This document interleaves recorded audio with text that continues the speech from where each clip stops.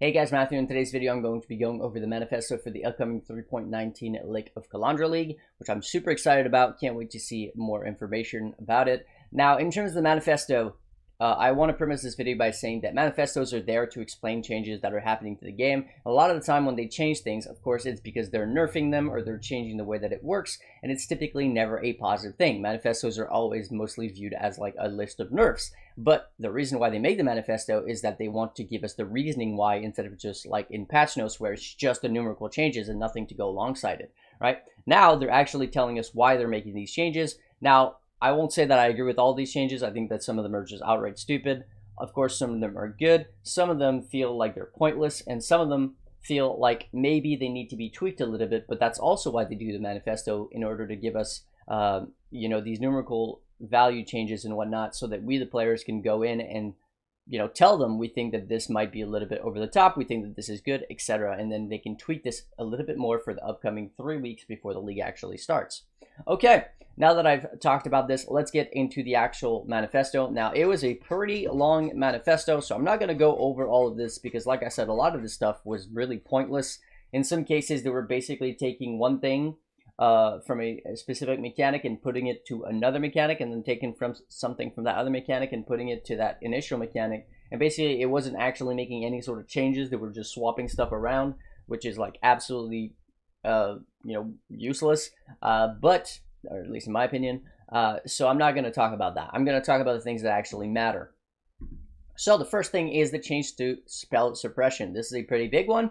In the end, what they're trying to do is make it so spell suppression is mostly available on the tree and not so much on gear. Now, this is actually kind of a good thing if you're playing a right-hand side of the build tree, because it means that you're going to have an easier time gearing up early. Like for your league starter, you won't need to get anywhere near as much spell suppression on your gear. Instead of needing like 3 pieces of gear with spell suppression to cap out, for your league starter, you'll only need a single piece of gear with spell suppression. This is really, really good.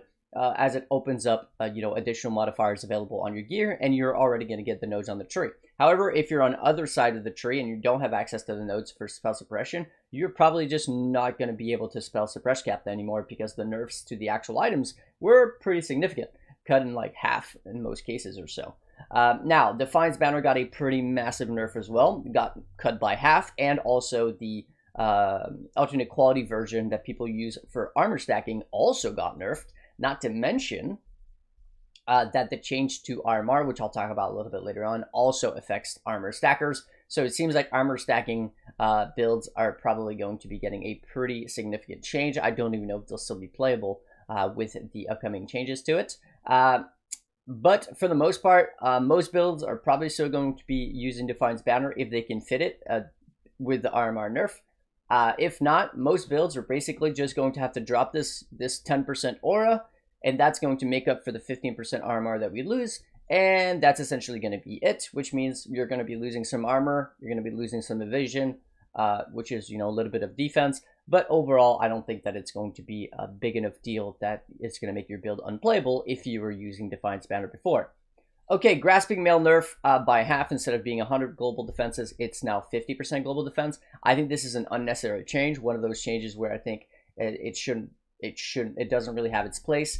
Now, this one singular mod, 100% global defenses, is basically like saying 100% increased evasion, armor, and energy shield, which is really, really strong. But at the same time, it's one of these things which is a chase modifier, and we don't really have any chase modifiers in the game. We actually have to farm a specific boss, which is, or specific content, which is like Flawless Breachstones, in order to get this mod, or Flawless Shayula, which is some of the hardest content in the game, in order to get the mod that's already fractured. Like, it's not easy content, and it's also very expensive content to get access to.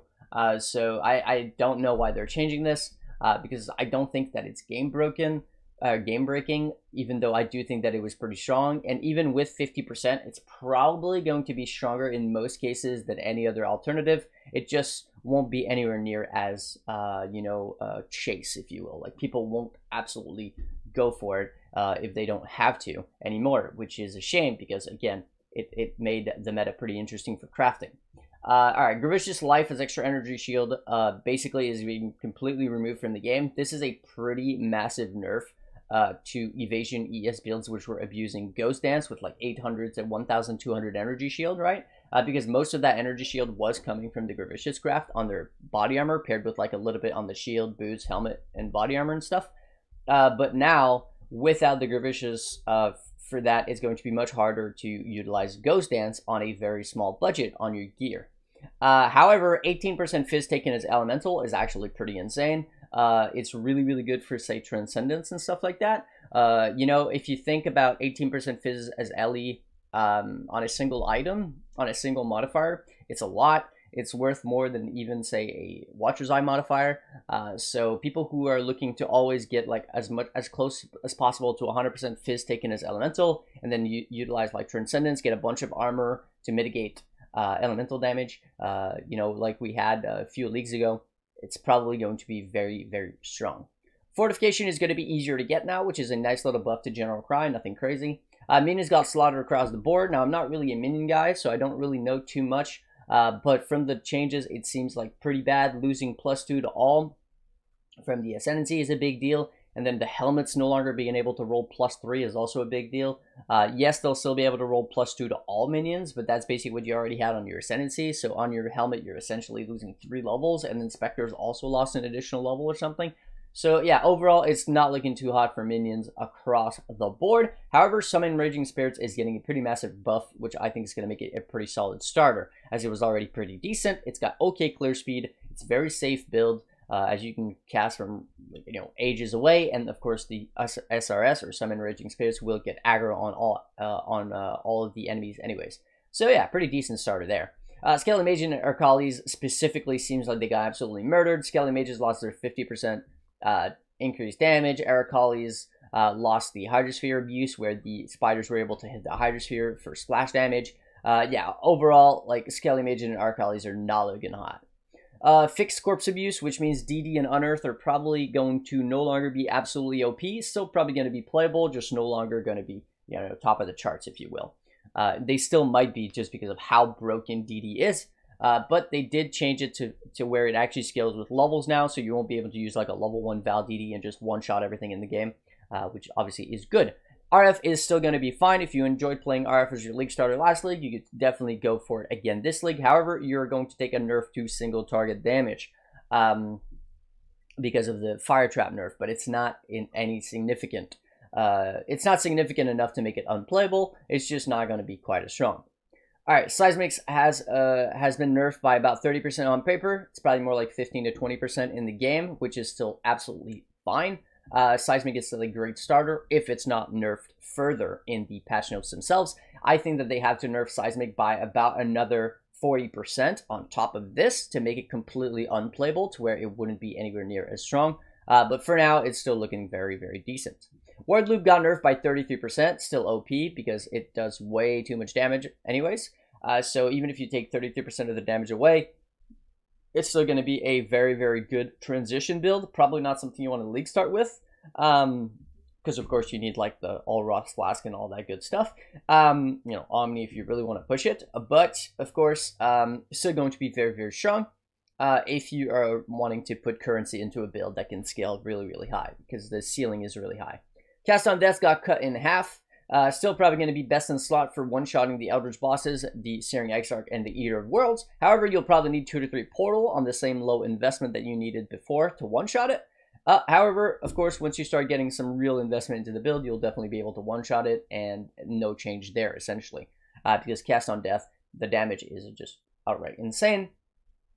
So definitely a strategy a lot of people are going to be using as their league start.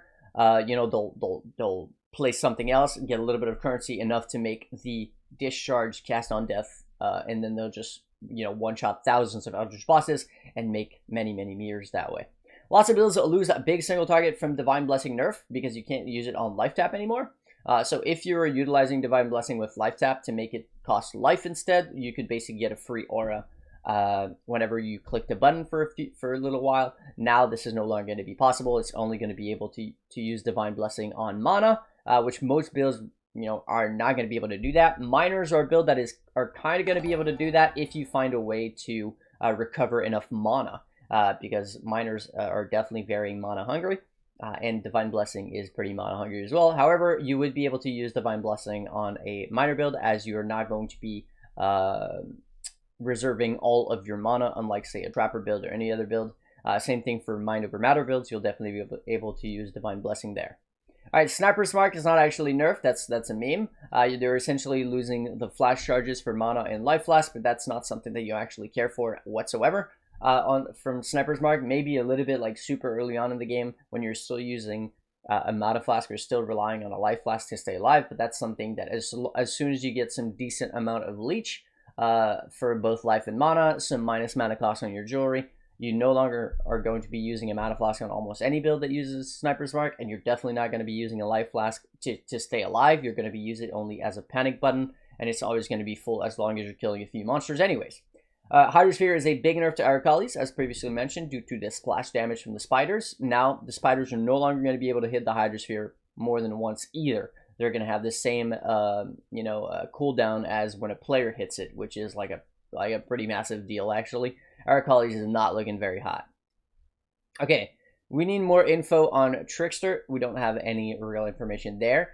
Pathfinder feels like it got nerfed for no reason. It lost 6% reduced elemental damage taken, which is like, why? It was pretty decent defenses. However, it did get 20% flask effect, which is nice, especially if you have a Mage Blood and you're using the defensive flask, the Ruby, the Sapphire, and the Topaz flask, as you're going to be able to make up for that 6% reduced elemental damage taken. However, if you're not using any of those flasks and you're using other flasks, like, say, for example, a Granite flask or a Diamond flask, stuff like that, yes, you're going to get the flask effect, which is really, really nice, again, especially with Mage Blood, but you're going to be losing the defensive portion of the 6% reduced elemental damage taken, which, again, I think is a nerf that doesn't really have its place. All right, Omni got nerfed pretty heavily. You'll need somewhere around 2,200 Omni in order to get all your resistances just from Omni, instead of previously you needed around 1,300. So because it's now every 15 Omni instead of every 10 Omni, it's a pretty massive change. However, it's not impossible to get 2,200 Omni, but you're going to have to make some sacrifices there. On the bright side, due to the changes to spell suppression and the fact that we're getting a lot of suppression from the tree, on my Omni build, I was getting this suppression wheel down here, as well as this one here, as well as all of this. So I'm going to be able to get almost my entire spell suppression capped from just the tree, which means that those open suffixes are going to be available for more Omni, or in some cases, resistances, to make up for the lack of Omni. There's always potential for making up resistances on your flasks if you need to, especially if you're using a Mage Blood, of course, and, on your jewels. So it's still going to be able to you're still going to be able to get all the Omni required. It's just going to be more investment. It's still going to be strong because there's really nothing else like Omni for attack builds as an amulet. Yes, there's Olnathol's Vow, but that's nowhere near as good as Omni. And yes, there's also, say, the Breachlord amulets like Pandemonious and Zov's Blood. But again, those are not quite comparable to what Omni is able to do, both offensively and defensively. So I think that Omni is still going to be top of the line for endgame, but they're probably going to be cheaper because there's probably going to be a lot less people who are planning their builds around it due to the nerf, which are definitely significant, right? 50%. You need 50% more to get the same thing that you used to get, which is basically a 33% nerf to your actual damage with the same amount of investment. Okay, Melding Changes are definitely kind of weird. It's still possible to get 90 all-res if you wanted to. However, you're probably going to be just sticking to 86 all-res as, for the most part, getting to 90 all-res will be quite difficult, especially if you're not stacking Aura Effect. For things like, Aura Stackers who get those, 3 times Aura Effect, they're still going to be able to do that because their Purity is going to give them a lot of max res. However, for most people who are just using a level 21 Purity with no real Aura Effect on a +2 either helmet or pair of gloves, +2 AoE, you are basically going to be getting 5 max res from your Purity, then 5 from like Aegis, then a little bit from the tree or whatever. You're probably going to be able to stick to 86, and that's going to be your new maximum resistance. It does mean that melding is probably going to lose a lot of value, which means Eater of World is going to have, reduced value for farming it, as it's going to be just like the Searing Exarch, where the unique jewel that drops from him is basically worthless. All right, Brittle is finally getting nerfed. It got nerfed from 15% to 6% in terms of base crit that it gives you. However, you still need to hit as hard as you used to get the 15% value to be 6%. So if your build was already not getting the full 15% value because it didn't hit it hard enough, let's say you were getting like 9 or 10%, especially on a budget. Now this new 6% means that you're only going to be getting like 3 to 4%, or even sometimes lower than that, which in my opinion is just not worth it anymore. I think that Brittle, unless you're using the Sublime Vision, which can make it so you can still, you know, chill and freeze and all that, is just no longer worth it, as the value of chilling and freezing monsters in mapping makes it just, the quality of life is incredible. It makes you feel way more tanky than you actually are. And of course, for bosses, when you have enough cold damage, you can also pretty much perma-freeze them as well. So that's just too good, defensively speaking, for the trade-off here. So if I do end up playing a build which is going to be cold base, I'm probably no longer going to be using Brittle. For example, if I play cold conversion Seismic, I'm definitely not going to be using an alternating scepter this time around. I'm definitely going to be sticking to just cold and then just trying to get as much penetration as possible instead. Okay, every build lost 15% armor mastery. So for most builds, that means that you're basically going to have to drop your banner, whatever you were using, probably Defiance Banner, which is a bit, you know, it's not a massive hit to survivability, but it's a little bit of hit because banner was like 50% increased armor and evasion, which is worth, you know, a few nodes on the tree for each, which is pretty decent.